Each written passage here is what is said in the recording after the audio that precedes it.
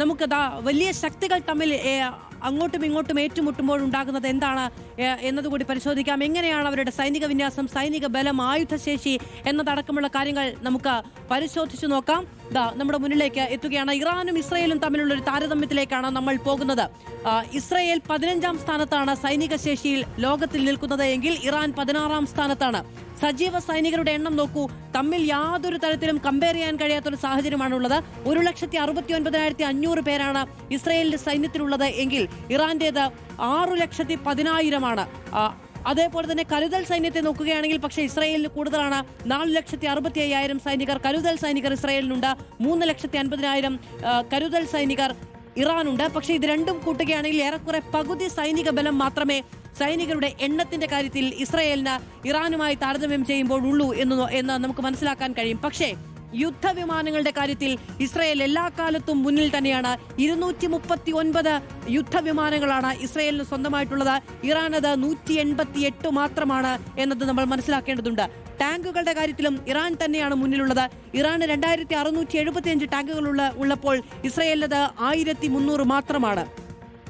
പോർ വിമാനങ്ങളുടെ കണക്ക് നോക്കുകയാണെങ്കിൽ ഇസ്രയേൽ അതുപോലെ തന്നെ മുന്നിലാണ്. ഇസ്രയേലിന് 48 പോർ വിമാനങ്ങൾ ഉണ്ടെങ്കിൽ ഇറാന് 13 പോർ വിമാനങ്ങൾ മാത്രമാണ് തുല്യമായുള്ളത്. എത്രമേൽ സൈനിക ശേഷിയുണ്ടെങ്കിലും ആരുടെ മുന്നിൽ നിൽക്കുന്നുണ്ടെങ്കിലും ആയുധം എന്ന് പറയുന്നത് ഒരിക്കലും ഉപയോഗിക്കാൻ പാടില്ലാത്തതാണ് എന്നുള്ളതാണ് നമ്മുടെയൊക്കെ നയം, നമ്മുടെ രാജ്യത്തിന്റെ നയം. പക്ഷേ അത് പ്രതിരോധത്തിന്റെ ശക്തിയുടെ കാര്യത്തിൽ ഏറ്റവും അനിവാര്യവുമാണ് എന്നതും പ്രധാനമാണ്. മുങ്ങിക്കപ്പലിനെ സംബന്ധിച്ചിടത്തോളം ഇസ്രയേലിന് 6 മുങ്ങിക്കപ്പലുകളാണുള്ളതെങ്കിൽ ഇറാന് 25 മുങ്ങിക്കപ്പലുകൾ സ്വന്തമായിട്ടുണ്ട്. മൊബൈൽ റോക്കറ്റ് പ്രോജക്റ്റുകൾ ഇറാനുള്ളത് 1550 എണ്ണമാണ്. ഇസ്രയേലിനത് 228 മാത്രമാണ്. വിമാനവാഹിനി കപ്പൽ 2 രാജ്യങ്ങൾക്കുമില്ല എന്നുള്ളതും നമ്മൾ മനസ്സിലാക്കേണ്ടതാണ്. ഇനി ഇറാനും ഇസ്രയേലും തമ്മിലാണ്, അത് അവരുടെ യുദ്ധമാണ്. അവരുടേതല്ലാത്ത യുദ്ധത്തിൽ ഇടപെടുന്ന അമേരിക്കയെ സംബന്ധിച്ച് അവർ ലോകത്ത് സൈനിക ശേഷിയിൽ 1ാം സ്ഥാനത്ത് നിൽക്കുന്നവരാണ്. ഇറാൻ 16ാം സ്ഥാനത്തും. സജീവ സൈനികർ അമേരിക്കയെ സംബന്ധിച്ചിടത്തോളം 13,33,030 പേരാണ്. അത് ഏറെക്കുറെ അതിലധികം ഇരട്ടിയിലധികം വരും ഇറാനുമായി താരതമ്യപ്പെടുത്തുമ്പോൾ. 6,10,000 നമ്മൾ നേരത്തെ പറഞ്ഞ കണക്ക്. അതുപോലെ തന്നെ US-ന്റെ കരുതൽ സൈനികർ ഏതാണ്ട് 8 ലക്ഷത്തോളം വരും. 7,99,500 കരുതൽ സൈനികരുണ്ട് അമേരിക്കയ്ക്ക്. അതേസമയത്ത് 3,50,000 മാത്രമാണ് ഇറാനെ സംബന്ധിച്ചിടത്തോളം ഉള്ളത്. ഏറെക്കുറെ ഇരട്ടിയാണ് സൈനിക ശേഷിയിൽ അമേരിക്കയ്ക്ക് ഇറാനേക്കാൾ ഉള്ളത്. ഇനി യുദ്ധവിമാനങ്ങളുടെ കാര്യത്തിലാണെങ്കിൽ അവിടെയും US-ഉമായി ഒരു താരതമ്യം ഇറാന് സാധ്യമല്ല എന്നുള്ളതാണ്. 1791 യുദ്ധവിമാനങ്ങൾ അമേരിക്കയ്ക്കുള്ളപ്പോൾ 188 മാത്രമാണ് ഇറാനുള്ളത്. ടാങ്കുകൾ 2675 ഇറാനുള്ളപ്പോൾ 4666 അമേരിക്കയ്ക്കുള്ളത്.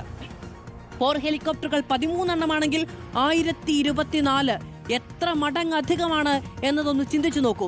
ഇനി ഇറാനെ സംബന്ധിച്ചിടത്തോളം മുങ്ങിക്കപ്പലുകൾ 25 ആണെങ്കിൽ അമേരിക്കയ്ക്ക് അത് 66. മൊബൈൽ റോക്കറ്റ് ലോഞ്ചറുകൾ 1550 ഇറാനുള്ളപ്പോൾ 1731. ഒരു താരതമ്യമെങ്കിലും സാധ്യമാകുന്നത് അവിടെ മാത്രമാണ് അമേരിക്കയെ സംബന്ധിച്ചിടത്തോളം. വിമാനവാഹിനി കപ്പൽ ഇറാന്റെ പട്ടികയിൽ ഒന്നുപോലും ഇല്ലാത്തപ്പോൾ അമേരിക്കയുടെ പട്ടികയിൽ അത് 11 എണ്ണമുണ്ട്. അതായത് ഇസ്രയേലുമായി മാത്രമാണ് എന്തെങ്കിലും താരതമ്യം ഇറാന് സാധ്യമായുള്ളത്.